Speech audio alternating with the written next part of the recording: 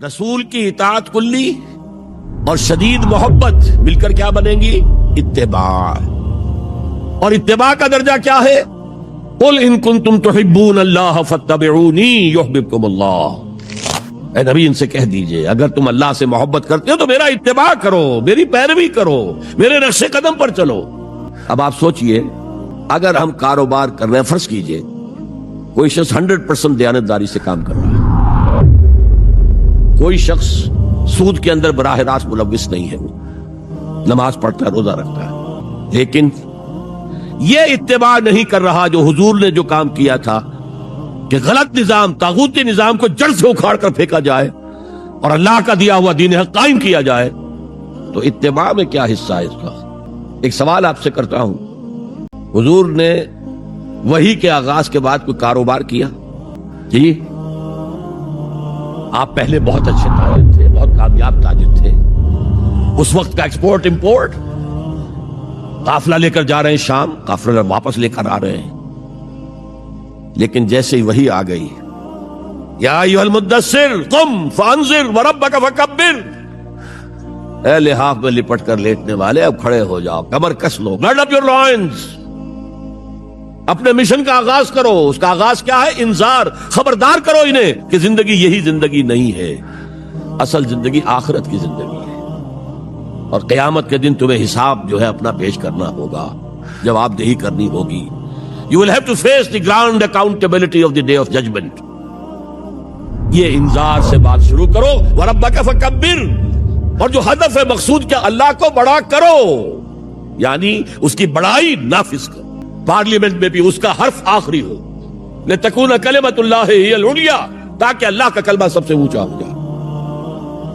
یہ نہیں کہ صاحب ہمارے تو 60% لوگوں نے یہ رائے دے دی، بس اب ہم نہیں جانتے کہ قرآن میں کیا ہے یا کسی اور آسمانی ہدایت میں کیا ہے، تورات میں کیا ہے، انجیل میں کیا، ہم نہیں جانتے. اگر ہم اس کے خلاف جد و جہد نہیں کرتے تو اتباع میں کوئی حصہ نہیں ہے. جو اطاعت تھوڑی بہت ہم کر رہے ہیں وہ بھی جزوی ہے، کلی نہیں ہے. اسی لیے دنیا کی رسوائی وہ تو ہمارے ماتھے پر لکھی ہوئی، ضربت علیہم الذلۃ والمسکنۃ وباؤوا بغضب من اللہ. آج ہمارا حال یہ ہے.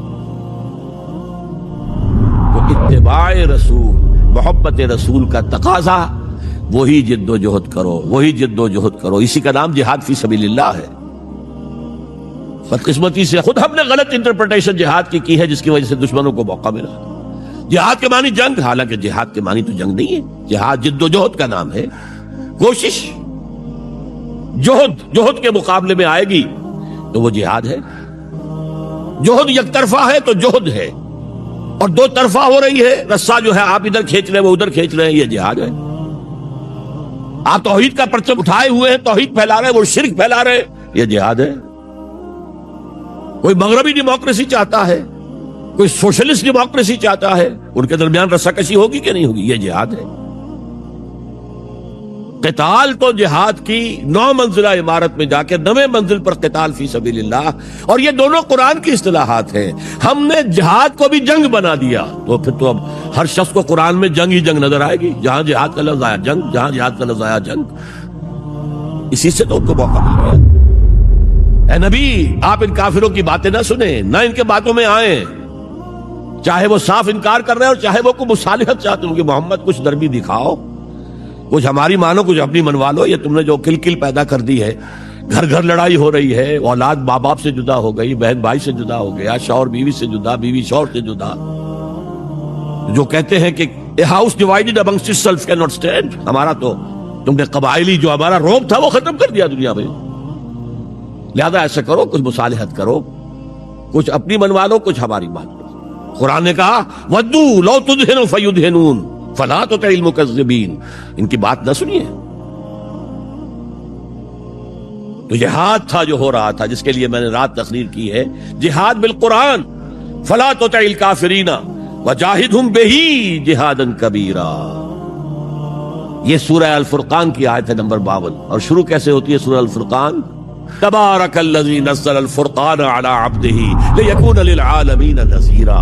بڑی بابرکت ہے وہ ذات جس نے اپنے بندے محمد پر صلی اللہ علیہ وسلم یہ الفرقان نازل کر دیا. تاکہ تمام جہان والوں کو خبردار کر دے. انذار، اور وہ پوری نوع انسانی کے لیے انذار. اسی میں آگے آتا ہے اسی صورت میں فلا تطع الکافرین، اے نبی آپ ان کافروں کی باتیں نہ مانیں، نہ سنیں، نہ توجہ دیں. وجاہدہم بہ، اس قرآن کے ذریعے سے جہاد کیجئے. 12 برس مکے میں قرآن کے ذریعے سے جہاد ہوا ہے. تلوار تو نہیں اٹھی، الٹا حکم یہ تھا کہ چاہے تمہارے ٹکڑے کر دیں، چاہے تمہیں آگ میں جلا دیں. You don't have to raise hands even in self defense. کفو ایدیکم، اپنے ہاتھ بندھے رکھو، روکے رکھو، کوئی جوابی کارروائی نہیں. 12 برس. This was the order of the day. یہ جہاد بالقرآن، اس جہاد بالقرآن کے ذریعے سے لوگوں کو کھینچا گیا. پھر بیعت لے کر ان کو منظم جماعت بنایا گیا. پھر ان کا تزکیہ کیا گیا. تزکیہ کس بات کا؟ دل میں کوئی ولولہ، کوئی امنگ، کوئی حوصلہ، کوئی طلب، کوئی مقصود نہ رہ جائے سوائے اللہ کی رضا کے حصول کے اور آخرت کی فلاح کے حصول کے. جب تک پاک نہیں ہو جائے گا دل، جب تک دل سے ساری امنگیں، ساری ایمبیشن نہیں نکل جائیں گی سوائے اللہ کو راضی کرنا اور آخرت کی فلاح طلب کرنا. یہ ہے تزکیہ. یتلو علیہم آیاتہ ویزکیہم ویعلمہم الکتاب والحکمہ. اگر اس نقش قدم پر آپ نہیں چل رہے تو حضور کے ساتھ محبت کا دعویٰ باطل ہے. آپ مسلمان ہیں، ٹھیک ہے، آپ مانتے ہیں انہیں اللہ کا رسول، اور آپ درود بھی بھیج دیتے ہیں، نماز میں بھی درود ابراہیمی ہے، سب کچھ ہے.